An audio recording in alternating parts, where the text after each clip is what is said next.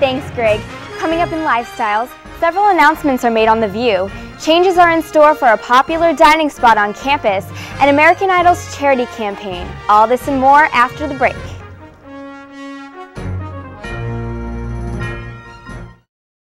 Rosie O'Donnell announced it will be her last. However, O'Donnell won't be gone for good. She assured fans that she will be back next season as a frequent guest co-host, and she will also produce a series of one-hour specials for the show.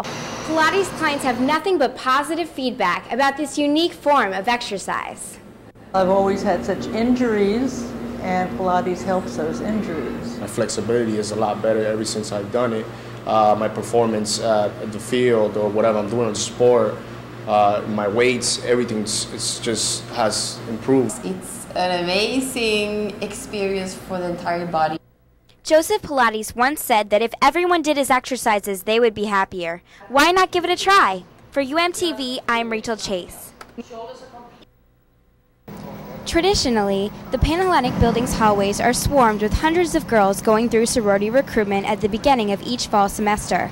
Although most of the Panhellenic community is unaware, the university is switching to spring recruitment beginning in 2009. Dean Singleton, the Assistant Dean of Students, explains why sorority recruitment is being revamped. Many institutions are using the fall term to do a marketing plan in order to constantly promote Greek life on campus, and instead of students making a decision within the first 2 to 3 weeks of their enrollment.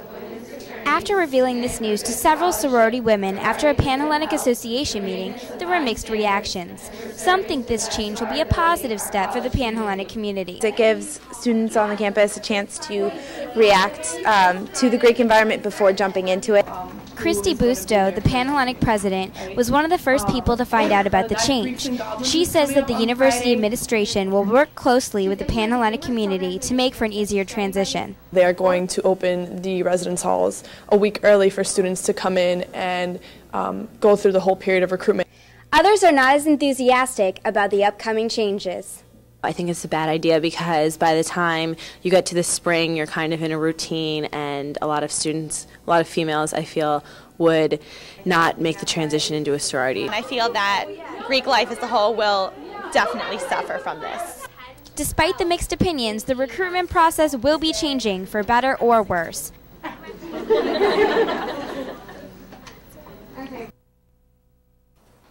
The world-renowned Auschwitz album exhibit is on display at the University of Miami's College of Arts and Sciences Gallery. The Auschwitz album is a unique collection of photos taken by German SS officers in May of 1944. Auschwitz survivor Lily Jacob came across the album after she was liberated by the Americans. The album represents one day in the systematic murder of the Jewish people during the Holocaust. Helen Hershkowitz, an Auschwitz survivor and friend of Lily Jacob, visited the exhibition. Well, some of it brings me back, some of them I recognize, not too many, because the people looked so different, they were so scared.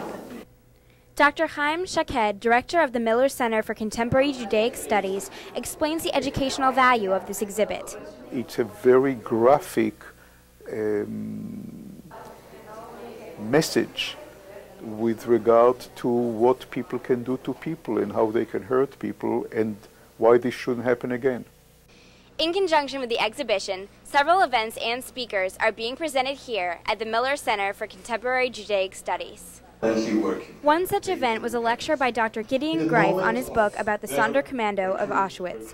This group of Jewish prisoners was forced by the Nazis to facilitate the mass extermination. Dr. Greif interviewed all Sonderkommando survivors living in the country. These particular survivors are the only ones who can describe the last moments of the Jews as they were being led into the gas chambers.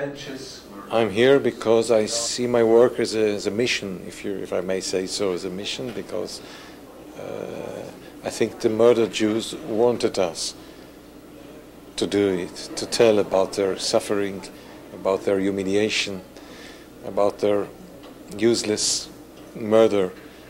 We are obliged, morally obliged, to do it. This message, to never forget, is the same message of the Auschwitz album. For UMTV, I'm Rachel Chase.